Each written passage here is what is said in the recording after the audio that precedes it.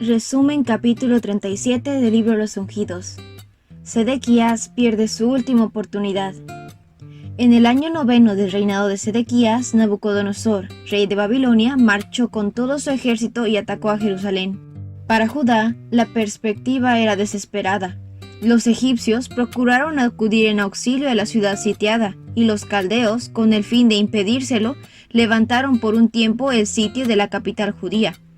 Renació la esperanza en el corazón de Sedequías, y envió un mensajero a Jeremías para pedirle que orase a Dios en favor de la nación hebrea.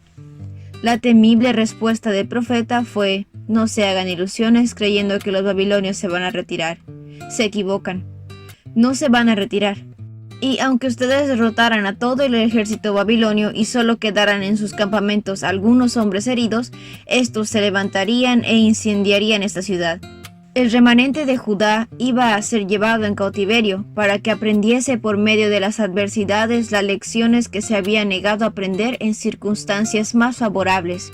Entre los justos que estaban todavía en Jerusalén, se contaban algunos que estaban resueltos a poner fuera del alcance de manos brutales el arca sagrada que contenía las tablas de piedra sobre las cuales habían sido escritos los preceptos del Decálogo. Con lamentos y pesadumbre, escondieron el arca en una cueva, donde había de quedar oculta del pueblo de Israel por causa de sus pecados y para no serles ya devuelta. Esa arca sagrada todavía está escondida. Cuando la ciudad condenada estaba a punto de caer en manos de los paganos, Jeremías consideró terminada su obra e intentó salir, pero se lo impidió un funcionario, que le informó que estaba por unirse a los babilonios. El profeta negó la calumniosa acusación, pero luego de golpearlo, lo encarcelaron en la casa del cronista Jonatán, ya que lo habían convertido en prisión. Las esperanzas que habían nacido cuando los ejércitos de Nabucodonosor se volvieron hacia el sur para hacerle frente a los egipcios quedaron pronto destruidas. El poderío de Egipto no era sino una caña cascada. Mientras los príncipes seguían esperando vanamente el auxilio de Egipto, el rey Sedequías se acordó del profeta de Dios que había sido echado a la cárcel. Después de muchos días, el rey lo mandó a buscar y le preguntó en secreto: ¿has recibido alguna palabra del Señor? Jeremías le contestó: sí, su majestad será entregado en manos del rey de Babilonia. A su vez, Jeremías le preguntó a Sedequías: ¿dónde están sus profetas y los que profetizaban que el rey de Babilonia no los atacaría ni a ustedes ni a este país? Pero ahora, ruego a su majestad que me preste atención. Le pido que no me mande de vuelta a la casa del cronista Jonatán, que no sea que yo muera ahí. Ordenó que pusieran a Jeremías en el patio de la guardia y que mientras hubiera pan en la ciudad, le dieran una porción de pan horneado. El rey no se atrevió a manifestar abiertamente fe en Jeremías, aunque el temor lo impulsaba a solicitarle información en particular. Era demasiado débil para soportar la desaprobación de sus príncipes y del pueblo, sometiéndose a la voluntad de Dios según se la declaraba el profeta. Jeremías continuó aconsejando que el pueblo se sometiera al gobierno babilónico.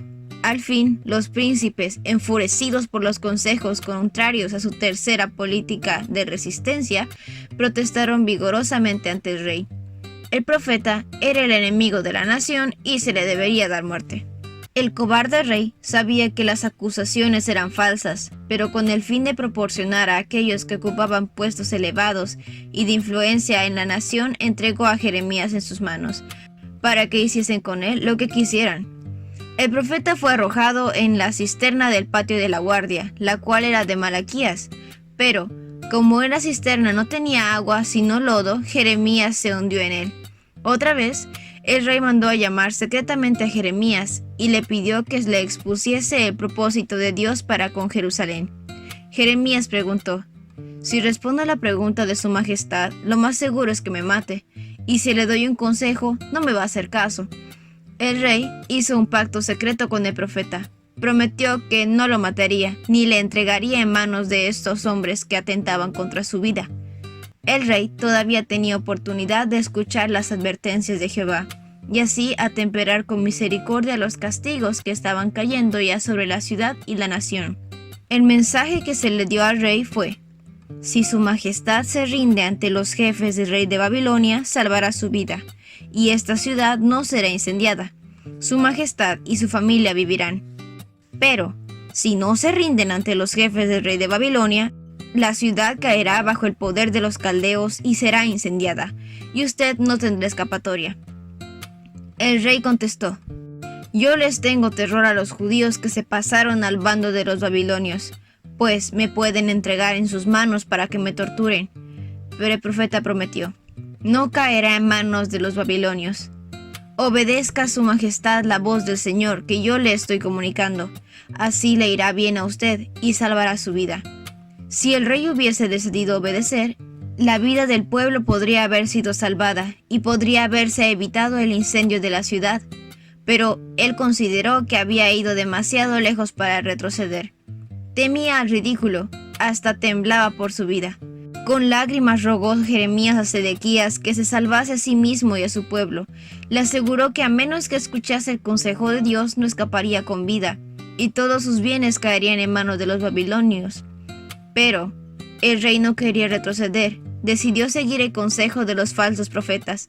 Se transformó en esclavo despreciable de la opinión pública. Aunque no tenía el propósito fijo de hacer lo malo, carecía de resolución para declararse firmemente por lo recto. Tan grande era la debilidad del rey que ni siquiera quería que el pueblo supiese que había conferenciado con Jeremías.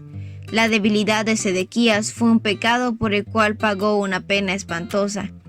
El enemigo descendió como una luz irresistible y devastó la ciudad. Los ejércitos hebreos fueron rechazados en confusión. La nación fue vencida. Sedequías fue tomado prisionero y sus hijos fueron muertos delante de sus ojos. El rey fue llevado de Jerusalén cautivo. Se le sacaron los ojos y después de llegar a Babilonia, pereció miserablemente. El hermoso templo que durante más de 4 siglos había coronado la cumbre del monte Sión no fue preservado. Incendiaron el templo de Dios, derribaron la muralla de Jerusalén, prendieron fuego a sus palacios y destruyeron todos los objetos de valor que allí había. Los principales sacerdotes, oficiales y príncipes del reino fueron llevados a Babilonia y ejecutados como traidores. Otros fueron llevados cautivos para vivir en servidumbre de Nabucodonosor y de sus hijos. Acerca de Jeremías se registra que el rey Nabucodonosor de Babilonia había dado la siguiente orden a Nabuzaradán, el comandante de la guardia: vigílalo bien, sin hacerle ningún daño, y atiende todas sus necesidades. Librado de la cárcel por los oficiales babilonios, el profeta decidió echar su suerte con el débil remanente de los más pobres del país, que los caldeos dejaron para que se encargaran de los viñedos y de los campos. Sobre estos, los babilonios pusieron a Gedalías como gobernador, pero después de algunos meses fue muerto a traición. La pobre gente se dejó persuadir a refugiarse en Egipto. Jeremías alzó la voz en protesta contra este traslado, pero no se escuchó su consejo inspirado. El pesar del profeta por la absoluta perversidad de aquellos que deberían haber sido la luz espiritual del mundo, su aflicción por la suerte de Sión y del pueblo llevado cautivo a Babilonia, se revela en Lamentaciones, que dejó escrita como un monumento recordativo a la insensatez que constituye el desviarse de los consejos de Jehová para seguir la sabiduría humana. Leemos en Lamentaciones 3:22: por la misericordia de Jehová no hemos sido consumidos. Y su oración constante era: escudriñemos nuestros caminos y busquemos, y volvámonos a Jehová. Pero Sión estaba ahora completamente destruida, y el pueblo de Dios se hallaba en cautiverio. Y ese fue el resumen del capítulo 37 del libro Los Ungidos. No olvides compartir el video con tus compañeros de clase o con las personas que tú crees que puedan necesitar este resumen. Nos vemos la próxima.